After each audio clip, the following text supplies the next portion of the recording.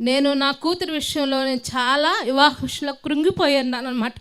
2 సార్లు వివాహం విషయంలో చేతి కందినట్టు అంది, చేయి జారిపోయింది. నేను ఏడ్చి టీవీ పెట్టుకుంటే విశాఖయ్య గారి నోట మాటలు విన్నాను నేను. అమ్మా, నువ్వు చాలా కృంగిపోయి ఉన్నావు వివాహ విషయంలో, అయినా నీకు దేవుడు సహాయం చేశాడు, నిన్ను పేరు పెట్టి పిలిచి ఉన్నాడని వాగ్దానం ఇచ్చాడు. ఆ వాగ్దానం వేసయ్యా నేను కన్నీరుతో ఏడ్చి మరి నా బిడ్డ వివాహ విషయం అన్నప్పుడు నేనేదైతే అనుకున్నాను అదే ఇసాకాయ్ గారు వాక్యంతో నాతో మాట్లాడాడు.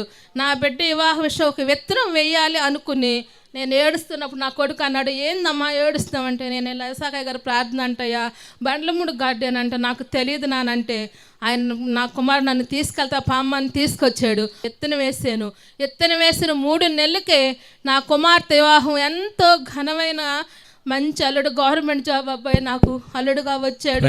చూడండి సహోదరి చెప్పిన సాక్ష్యము, దుఃఖముతో వేదనతో ఉన్నప్పుడు దేవుడు కృప చూపించి తన దాసుని ద్వారా తన వాక్యం ద్వారా మాట్లాడి ఆ బిడ్డను ధైర్యపరిచాడు. ఏ వాగ్దానం అయితే తన దాసుని ద్వారా దేవుడు ఇచ్చాడో అది వారి పట్ల, వారి బిడ్డల పట్ల దేవుడు నెరవేర్చాడు.